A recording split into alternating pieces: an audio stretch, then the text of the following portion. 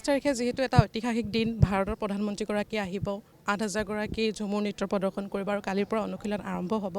আপুনি যিহেতু সাংস্কৃতিক বিভাগৰ মন্ত্ৰী, কেনেধৰণৰ এতিয়া প্ৰস্তুতি এতিয়া চালে কালিৰ পৰা কেনেধৰণে? মাননীয় মুখ্যমন্ত্ৰী ডক্টৰ হিমন্ত বিশ্ব শৰ্মা ডাঙৰীয়াই অসমৰ 200 বছৰীয়া চাহ উদ্যোগৰ লগত জড়িত হৈ থকা এটা বৃহৎ জনসমষ্টি চাহ জনজাতি আদিবাসী সমাজৰ এটা আধ্যাত্মিক পৰম্পৰাগত উৎসৱ কৰম, আৰু এই কৰমৰ লগত সংগতি ৰাখি তেখেতসকলে পৰিৱেশন কৰা ঝুমুৰ নৃত্যক ৰাষ্ট্ৰীয় আন্তঃৰাষ্ট্ৰীয় পৰ্যায়ত তুলি ধৰাৰ প্ৰয়াসেৰে এক বৃহৎ আয়োজন ঝুমুৰ বিনন্দিনী একক স্থানত সৰ্ববৃহৎ সংখ্যাৰে সমগ্ৰ অসমৰ শিল্পীসকলক সমাবিষ্ট কৰা এইটো অনুষ্ঠান, আৰু য'ত মাননীয় প্ৰধানমন্ত্ৰী নৰেন্দ্ৰ মোদী ডাঙৰীয়াৰ উপস্থিতিয়ে শোভাবৰ্ধন কৰাৰ উপৰিও সমগ্ৰ বিশ্বৰ 51খন দেশৰ সন্মানীয় ৰাষ্ট্ৰদূত আৰু দেশ বিদেশৰ বহু বিশিষ্ট উদ্যোগপতিৰ উপস্থিতিত এই অনুষ্ঠান হ'ব।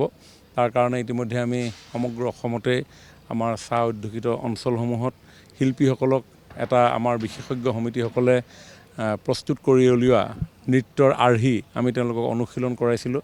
মাষ্টাৰ ট্ৰেইনাৰসকলক আমি ঠায়ে ঠায়ে তেখেতসকলক পঠিয়াইছিলোঁ প্ৰশিক্ষণ প্ৰদান কৰিবৰ কাৰণে। পৰৱৰ্তী সময়ত 4টা স্থানত আঞ্চলিক ভিত্তিত আমি প্ৰদৰ্শন কৰিছিলোঁ, আৰু অৱশেষত অহা কাইলৈৰ পৰা ইয়াত আমি 3দিনীয়াকৈ অনুশীলন কৰিম।